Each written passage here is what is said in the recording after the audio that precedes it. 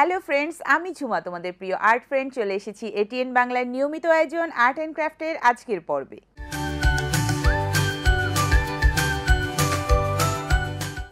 Friends, পুরো পর্ব জুড়ে দারুণ সব ক্রিয়েটিভ আর্ট ও ক্রাফট আইডিয়াস সহ বিশেষ জ্ঞান অর্জনে তোমাদের জন্য থাকছে cultural knowledge.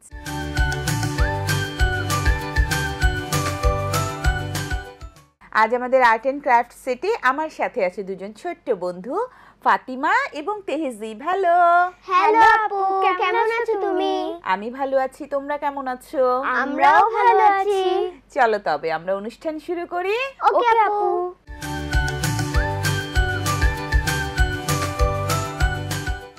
Friends, art and ক্রাফটের ফার্স্ট সেগমেন্ট আর্ট লেসনে আজকে আমরা আঁকবো ক্যানভাসে প্রজাপতি।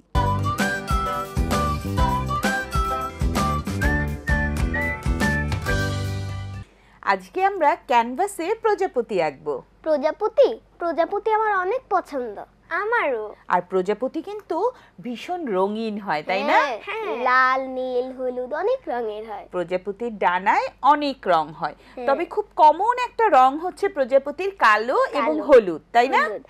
আমরা আজকে সেই কমন রঙের প্রজাপতি আঁকবো, কিন্তু এর আগেও কিন্তু আমরা আর্ট অ্যান্ড ক্রাফটে প্রজাপতি এঁকেছি। সেই প্রজাপতিটা এঁকেছি দুটো ডানা সহ প্রজাপতি। আজকের প্রজাপতিটি আমরা আঁকবো ডানা বন্ধ প্রজাপতি, কিছুটা খোলা, পুরো দুইটা ডানা মেলে নেই, কিছুটা একটু বসে আছে। হ্যাঁ, বসে আছে একটু বন্ধ অবস্থায় সেই প্রজাপতি আমরা আঁকবো। চলো আমরা আঁকায় চলে যাই। ওকে আপু। আমরা শুরুতে প্রজাপতির বডিটি এঁকে নিব, একটু হালকা করে এঁকে নিব, যেহেতু ক্যানভাসে আমরা একটু ডিরেকশনটা জাস্ট দিয়ে নিব। এগুলো হচ্ছে প্রজাপতির পা। নিচে আমরা চাইলে একটা ফুলের অংশ দেখাতে পারি, এরকম পায়ের অংশ। এইখানটাতে আমরা ডানার অংশ দিব, কেমন? আর আরেকটা ডানা আমি কি বলেছি, খোলা ডানা আঁকবো আমরা, তাই না? হ্যাঁ, এরকম হয় না প্রজাপতি? হ্যাঁ হ্যাঁ আপু, এরকম হয়। এই তো হয়ে গেল। এবারে আমরা রঙে চলে যাব।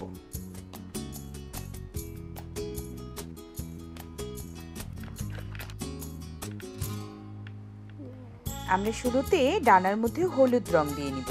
আমরা এখানে অ্যাক্রিলিক কালার ব্যবহার করছি। ক্যানভাসের জন্য অ্যাক্রিলিক কালারটা সবচেয়ে দ্রুত করা যায় এবং সুন্দর হয়। আমরা হলুদ দিয়ে নিলাম। এবারে আমরা লাল এইখানে একটু কিছু কিছু জায়গায় দিয়ে নিব। পাতা না, এটা ফুল। জানো ফাতিমা, প্রজাপতি কোথায় ডিম দেয়? না, পাতায়, গাছের পাতায় ওরা ডিম দেয়। ও আপু, জানো ফুলটা কিন্তু অনেক সুন্দর হচ্ছে, মনে হচ্ছে যে কৃষ্ণচূড়া ফুল। তাই? আমরা একটু হলুদও দিয়ে নিব। আপু, এটা কি অ্যাক্রিলিক কালার ছাড়া অন্য কালার দিয়ে করা যাবে? করা যাবে, কিন্তু ক্যানভাসে অন্য কালার দিয়ে করলে কিছুদিন পর ক্যানভাসটা ফেড হয়ে যায়। এই কারণে আমরা ক্যানভাসে চেষ্টা করব অ্যাক্রিলিক কালার দিয়েই করতে। আচ্ছা, এবারে আমরা কালো রং নিয়ে নিব। কালো রং কিন্তু খুব ডেঞ্জারাস রং, তাই না? এই রংটা অন্য ছবির রংটাকে নষ্ট করে দেয়, তাই আমরা কালো রং সবার শেষে ব্যবহার করব। যেহেতু প্রজাপতি, তার জন্য কালো রংটা আগে দিচ্ছ না? না, এটাই তো শেষ। এরপরে আমরা অন্য রং আর ব্যবহার করব না, একটু সাদা ব্যবহার করব, সেটা ডিজাইনের জন্য। আপু, ফুলটা দেখতে অনেক সুন্দর লাগছে। তাই? হ্যাঁ। এই তো আমরা কালো দিয়ে নিলাম। এবারে আমরা কালো দিব বডির মধ্যে, তাই না? হ্যাঁ। এবারে আমরা একটু সাদা নিয়ে নিব। এটাও কি অ্যাক্রিলিক কালার? এটাও অ্যাক্রিলিক কালার। এটা অ্যাক্রিলিক কালারের বড় কৌটা। আমরা সাদা নিয়ে কোথাও কোথাও একটু টেক্সচার দিয়ে নিব, একটু অ্যাশ অ্যাশ বোঝানোর জন্য আমরা একটু সাদাটাকে ব্রাশ করে নিব। আপু, প্রজাপতিটা অনেক সুন্দর হচ্ছে। আপু, আমি প্রজাপতি নিয়ে একটা গান বলতে চাই। হ্যাঁ বলো, আমরা শুনবো। প্রজাপতি লিখেছেন কাজী নজরুল ইসলাম। প্রজাপতি প্রজাপতি কোথায় পেলে ভাই এমন রঙিন পাখা, টুকটুকে লাল নীল ঝিলিমিলি আঁকা বাঁকা, কোথায় পেলে ভাই এমন রঙিন পাখা। থ্যাংক ইউ, অনেক সুন্দর হয়েছে। এবারে আমরা এই কালোটার সামনের ডানারও কিছু একটা অংশে আমরা দিয়ে নিব।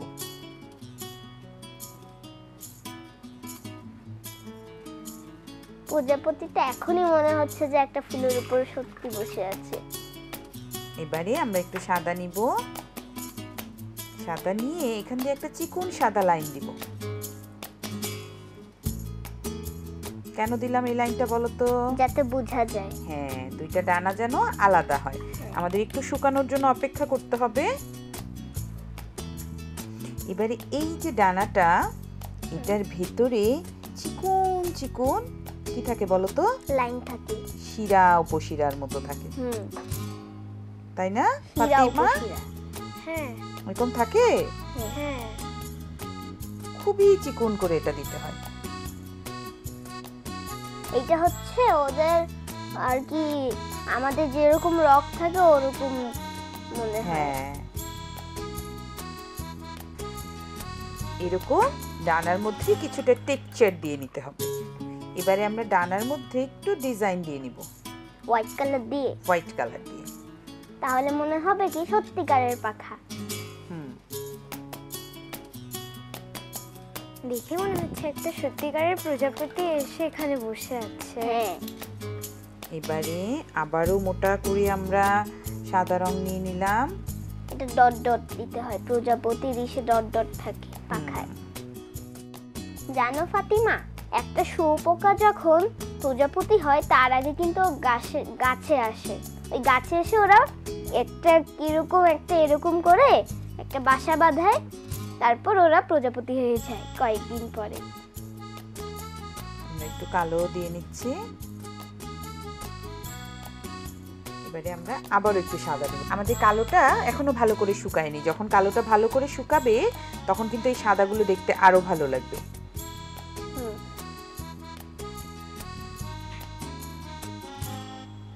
একটু মোটা করে আমরা সাদা দিয়ে নিচ্ছি।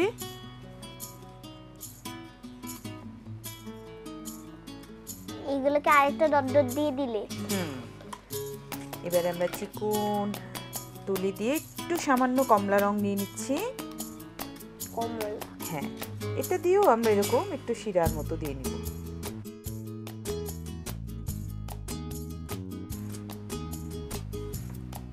আর একটু সাদা রং নিয়ে নিব, এটা দিয়ে এই জায়গাটাতে একটু বডির টেক্সচার দিয়ে নিব।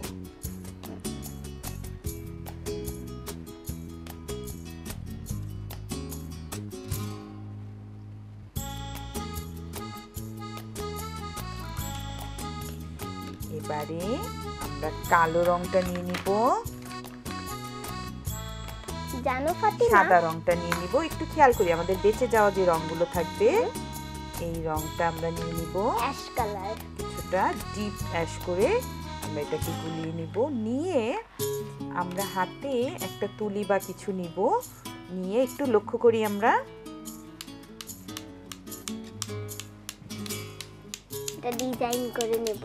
হ্যাঁ, ক্যানভাসের সাদা অংশটা আমরা একটু ঢেকে দিব, একটু ঢেকে দিলাম, একটু মজা করে দিলাম। হ্যাঁ, একটু সুন্দর লাগে,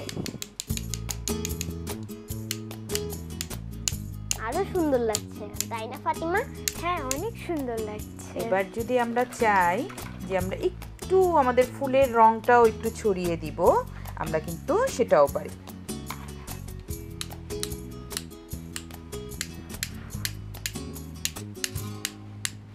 একদম সব শেষে সাদা রংটা আমরা নিয়ে নিব, কিন্তু সাদা রংটা আমাদের ক্যানভাস যেহেতু সাদা আমরা সব জায়গায় দিব না, শুধুমাত্র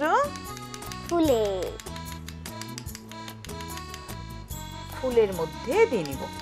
আর যদি আমরা চাই এখানে একটু দিয়ে নিতে পারি প্রজাপতির মধ্যে, আরো সুন্দর লাগবে। এই তো আমাদের প্রজাপতি আঁকা শেষ। ওয়াও আপু, অনেক সুন্দর হয়েছে। চলো তবে আমরা বন্ধুদের দেখিয়ে আসি কেমন হলো প্রজাপতি আঁকা। ওকে আপু। ওকে আপু। ছোট্ট বন্ধুরা দেখে নিলে খুব সহজে ক্যানভাসে আমরা কি করে প্রজাপতি এঁকে নিলাম।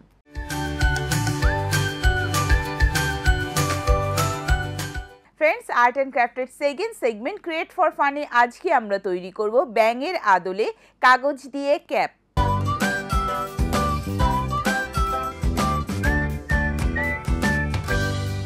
আজকে আমরা ক্যাপ বানাবো, তাই না? আমরা কাগজ দিয়ে ক্যাপ বানাই না, মজার মজার ক্যারেক্টারের। হ্যাঁ, ব্যাঙের ক্যাপ বানাবো, মজার একটা ক্যারেক্টার। আমরা স্কেল দিয়ে আগে একটা ফিতার মতো কেটে নিব, আমরা একটু পেন্সিল দিয়ে এঁকে নিব। এরপরে এটা কাটার পর আমাদেরকে যেটা করতে হবে, ক্যাপের সামনের অংশটা যে এরকম, তাই না? এরকম তো থাকে, এটাও আমরা কেটে নিব একটা ফিতার সাহায্যে। আর কেটে নিতে হবে আমাদের ব্যাঙের মুখের অংশটা। এটার জন্য আমরা এইভাবে ভাঁজ করে নিব। ভাঁজ করে নিয়ে ভাঁজটা মাঝে থাকবে, এইখান দিয়ে একটু থাকবে, এটা হচ্ছে চোখের অংশ, আর এইখান দিয়ে এরকম বাঁকা থাকবে। এটাকে যদি আমরা কেটে নেই তখনই এটা ডাবল হয়ে যাবে। কিরকম ডাবল হয়ে যাবে দেখো, এই যে দেখো, এই। ওয়াও, অনেক সুন্দর। এবারে যদি তোমার মনে হয় এই অংশটা বেশি উঁচু, সেক্ষেত্রে এই অংশটা আমরা নিচু করে কেটে ফেলবো। এটা মনে হচ্ছে কি ছুরি। এটা কাটা হয়ে গেল আমাদের, আমাদের ফিতা কাটা হয়ে গেল। এবারে আমাদের কাটতে হবে ক্যাপের অংশটা, তাই না? ক্যাপের অংশটাকে সমান করে কাটতে হবে ওই জায়গায়। হ্যাঁ, এই যে জাস্ট এই শেপে আমাদের কেটে নিতে হবে। একটু আঁকা বাঁকা থাকলে এটাকে আমরা সুন্দর করে সেট করে নিব। এটাকে এইভাবে ভাঁজ দিয়ে নিব, আর এটাকে আমরা গোল করে নিব। তুমি একটু কাছে আসো, আমরা একটু মাথার মাপটা নিয়ে নিব। কাছে আসো, এই হচ্ছে মাথার মাপ। তার মানে এই জায়গাটাতে আমাদের গ্লু লাগিয়ে নিতে হবে। আমরা এটাতে গ্লু লাগিয়ে নিচ্ছি। এটা আপুটা, এটা ফাতিমার সাইজ। না, তুমিও করতে পারবে। একটা আনুমানিক মাপ আমরা নিয়ে নিব। ও, এই যে গোল হয়ে গেল না? গোল হয়ে গেল। এবারে এই গোলটার সাথে আমাদের এইটা সেট করে নিতে হবে।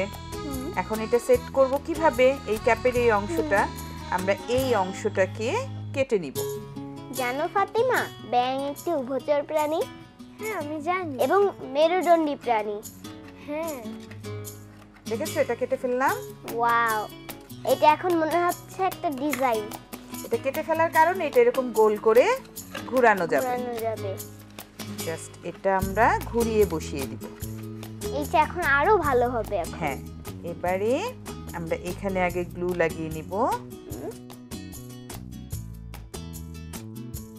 এই মাঝের অংশের সাথে এটা সেট করে দিলাম। এবার বাড়তি অংশগুলোকে এইভাবে ভেতরে ঢুকিয়ে দিব। আপু, আমি ব্যাঙ নিয়ে একটি কবিতা বলতে চাই। হ্যাঁ, বলো। ইতল বিতল, লিখেছেন সুফিয়া কামাল। ইতল বিতল গাছের পাতা, গাছের তলায় ব্যাঙের ছাতা, বৃষ্টি পড়ে ভাঙের ছাতা, ডোবায় ডোবে ব্যাঙের মাথা। বাহ, কি দারুণ হলো, তাই না? দেখো, গোল হয়ে গেছে। এবারে এই যে অংশটা, এই অংশটাও আমাদের একটু গোল করে কেটে নিতে হবে, তাহলে আমাদের বসাতে সুবিধা হবে। জানো ফাতিমা, ব্যাঙ জল ও স্থল উভয় জায়গাতে বাস করে এবং তারা লাফিয়ে লাফিয়ে চলাচল করে। হ্যাঁ, জানি। এরকম এটা থাক। এরপরে আমরা এখানে চোখের অংশ বসাবো। চোখের অংশ সাদা করে আমরা কাগজ কেটে নিয়েছি, আর এর চেয়ে একটু ছোট করে আমরা কালো কেটে নিয়েছি। ওদের চোখের মনি। হ্যাঁ, আমরা শুরুতে সাদা বসিয়ে দিলাম। এটা কি খাতার কাগজ নাকি? হ্যাঁ, যে কোনো সাদা কাগজ, চিকনো হতে পারে, মোটাও হতে পারে, কোনো অসুবিধা নেই। এবারে কালো বসিয়ে দিই। এবারে কি থাকে ব্যাঙের? মুখ, হাসি মুখ, নাক থাকে আর হাসি মুখ থাকে। অনেক সুন্দর হচ্ছে। জানো ফাতিমা, ব্যাঙের ত্বক ভেজা থাকে এবং মসৃণ থাকে। এবারে এটাকে আমরা এখানে সেট করে নিব। তাহলে আমাদের ক্যাপ শেষ।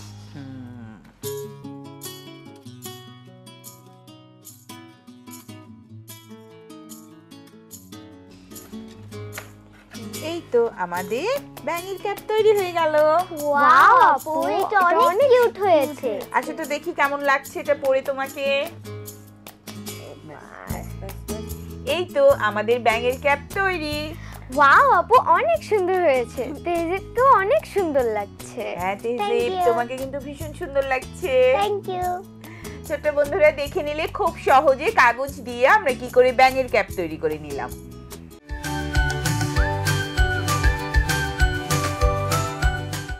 স্টুডেন্টস, আর্ট অ্যান্ড ক্রাফটের থার্ড সেগমেন্ট কালচারাল নলেজে আজ আমরা জানব লোক সংস্কৃতির অন্যতম অনুষঙ্গ লোকনাট্য ও পুতুল নাচ সম্পর্কে।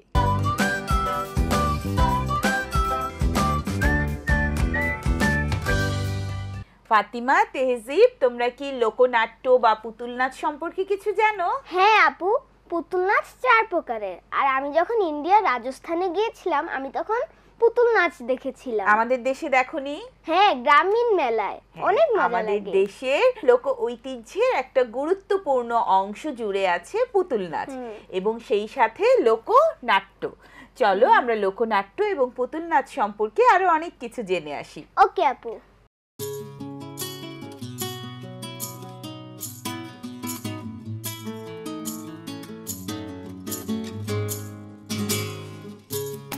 বাংলাদেশের গ্রাম বাংলায় একসময় সন্ধ্যা হলেই শুরু হতো অন্যরকম এক আনন্দ।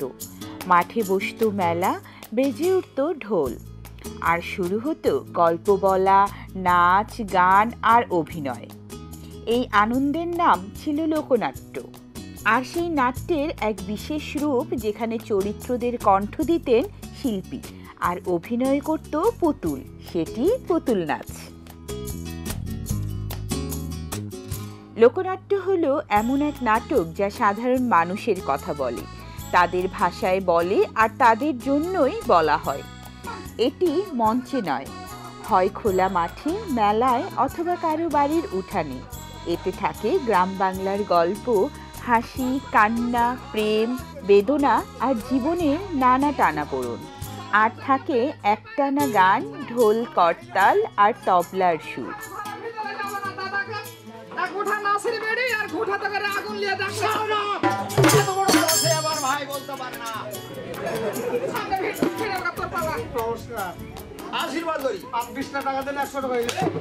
এই নাট্যগুলো হয় খুব সহজ ভাষা, যাতে গ্রামের সব মানুষ বুঝতে পারে। তাতে থাকে লোকগানের ছন্দ, কৌতুক আর কখনো কখনো সামাজিক বার্তাও। আর এই পুতুল নাচ হলো লোকনৃত্যের সবচেয়ে মজার আর চমকপ্রদ রূপ। এর নাম রাখা হয়েছিল চঞ্চলা। ও তো ঠিকই বলেছ, আপনারাই তো বারবার মিথ্যে প্রমাণিত হচ্ছে। হায় ভগবান, আরে মা চঞ্চলা জানলো কি? ও মা, আমার মনে হয় ও কোথাও যায়নি। পুতুল মানে আমরা যেমনটা ভাবি খেলনা নয়, বরং জীবন্ত অভিনয়ের চরিত্র। কাঠ, কাপড় বা খড় দিয়ে তৈরি হয় এই পুতুল। তাদের কাপড় পরানো হয়, সাজানো হয়। পেছনে থাকে শিল্পী, যিনি সুতো বা কাঠির সাহায্যে পুতুল নাচান, আর কণ্ঠ দিয়ে তিনি কথা বলেন, গান করেন, কাহিনী বলেন। পুতুলগুলো নাচে, হাসে, হাঁটে, কাঁদে, যেন সত্যিকারের মানুষ। পুতুল নাচ ছিল বাচ্চাদের খুব প্রিয়। মনোমুগ্ধ হয়ে শিশুরা দেখত ওরা কিভাবে নাচে, ওরা কি সত্যি কথা বলে, এটা কি একবারে জাদুর মতো। এই নাচ শুধু বিনোদন নয়, ছিল শিক্ষা, সচেতনতা আর মূল্যবোধের গল্প। এই লোকনাট্য আর পুতুল নাচের পেছনে ছিল অনেক শ্রম আর ভালোবাসা। একটি নাটকের পেছনে কাজ করতেন গান লিখতে পারা লোক, সুর দিতে পারা লোক আর পুতুল তৈরি ও চালানো শিল্পী। অনেকে সারা বছর ধরে পুতুল তৈরি করতেন, নতুন গল্প বানাতেন, গলা সাজতেন। তাদের কাছে এটা শুধু শিল্প নয়, ছিল জীবনের অংশ। কিন্তু দুঃখের বিষয় হলো সময় বদলে গেছে। টিভি, মোবাইল, ইন্টারনেট এসব আধুনিক মাধ্যম আসার পর থেকে এই লোকজ শিল্পগুলো অনেকটাই হারিয়ে গেছে। মেলা কমে গেছে, পুতুল নাচ আর খুব একটা দেখা যায় না। শিল্পীরাও অন্য পেশায় চলে গেছেন, কারণ এই শিল্পে যথেষ্ট সম্মান বা আয় নেই। তবুও এখনো কিছু সংগঠন, কিছু নাট্য দল, কিছু পুতুল নাচ শিল্পী আছেন যারা এই ঐতিহ্যকে বাঁচিয়ে রাখতে চেষ্টা করছেন। তারা চান আগামী প্রজন্ম জানুক বাংলা নাটকের শুরুটা কোথায়, সংস্কৃতির প্রাণ কোথায়। আজ আমরা যেসব টিভি নাটক দেখি, সিনেমা দেখি, তার অনেক ধারণা এসেছে এই লোকনাট্য থেকে। কিভাবে গল্প বলতে হয়, কিভাবে চরিত্র বানাতে হয় সবই শিখেছি এদের থেকেই। তাই লোকনাট্য আর পুতুল নাচ হলো আমাদের সাংস্কৃতিক শিকড়, যাকে আমরা কখনোই ভুলে যেতে পারি না। আমাদের উচিত এই শিল্প সম্পর্কে জানা, শেখা আর কখনো সুযোগ পেলে দেখে ফেলা। হয়তো কোথাও দেখা যাবে একজন শিল্পী যিনি এখনো ভালোবাসা নিয়ে পুতুল হাতে তুলে নেন আর আমাদের শোনান এক মায়ের গল্প, এক বীরের গল্প, যা হাসায়, কাঁদায় আর ভাবায়। পুতুল যেন মুখহীন মানুষ, কিন্তু শিল্পীর হাতে সে হয়ে ওঠে জীবন্ত। আর তার ভেতরেই বাস করে বাংলা নাটকের প্রাণ, বাংলার সহজ সরল আত্মা। লোকনাট্য আর পুতুল নাচ শুধু পুরনো দিনের গল্প নয়, এটা আমাদের ঐতিহ্য, যে কালের বিবর্তনে নতুন প্রজন্ম জানবে, বুঝবে আর একদিন গর্ব করে বলবে বাংলাদেশের ইতিহাস, ঐতিহ্য, সংস্কৃতি কতই না সমৃদ্ধ। আমি শেষ করিলাম বন্দনা।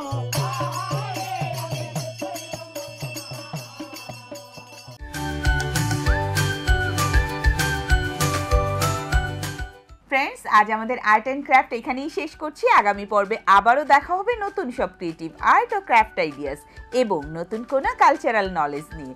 সেই পর্যন্ত সবাই ভালো থেকো, সুস্থ থেকো আর অবশ্যই দেশকে ভালোবেসো। Bye bye.